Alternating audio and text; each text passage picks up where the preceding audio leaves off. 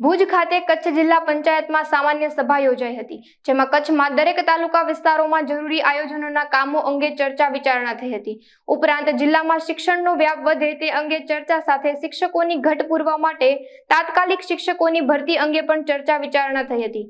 જિલ્લા પંચાયત અધ્યક્ષ જનકસિંહ જાડેજાએ વિગતો આપતા જણાવ્યું હતું કે કચ્છમાં વિકાસના કામો અંગે આયોજન પંચ હેઠળ જે કામોની માંગણી કરવામાં આવી છે એ કામોને મંજૂરી આપવા અંગે ચર્ચા વિચારણા આ સામાન્ય સભામાં થઈ હતી। આજ રોજ ખાસ સામાન્ય સભા એટલા માટે બોલાવવામાં આવી કે જિલ્લા તાલુકા અને જિલ્લા પંચાયતના જે આયોજનો હોય એ આયોજનની અંદર સરકારની ગાઈડલાઈન મુજબ કલેક્ટરના આદેશથી 14 સભ્યોની નિમણૂક કરવામાં માટેની આજ ખાસ સામાન્ય સભા યોજવામાં આવી।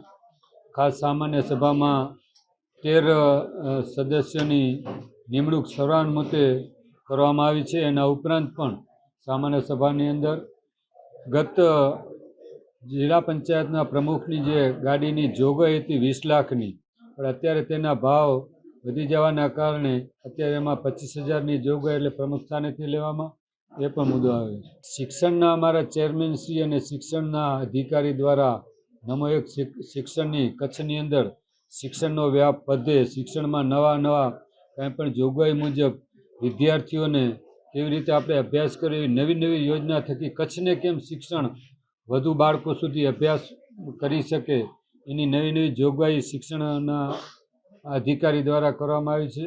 એમને આપ અત્યારે જ સામાન્ય સભામાં લેવામાં આવી છે।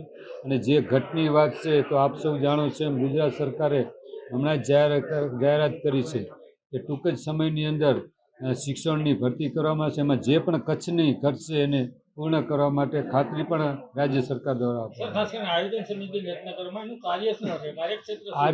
આયોજન એટલે તાલુકા અને જિલ્લા પંચાયતની જે આયોજન કરવામાં આવે છે એના અધ્યક્ષસ્થાને પ્રભારી મંત્રી હોય છે, પછી કલેક્ટર, જિલ્લા પંચાયતના પ્રમુખ અને બધાના અધ્યક્ષસ્થાને તરીકે સેવા બજાવતા હોય છે।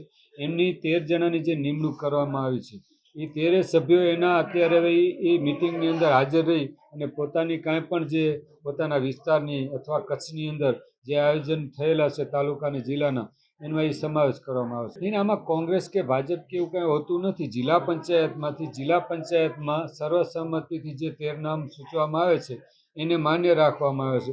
જેમ તમે વાત કરી એવી રીતે તો મેં જેમ આપને પણ કીધું અને એમની સાથે જે વાર્તાઘાત થઈ એમાં પણ મેં વાત કરી કે આના અંદર ઓન પેપર કોંગ્રેસમાંથી ચૂંટેલા સદસ્યનો પણ સમાવેશ કરવામાં આવે છે।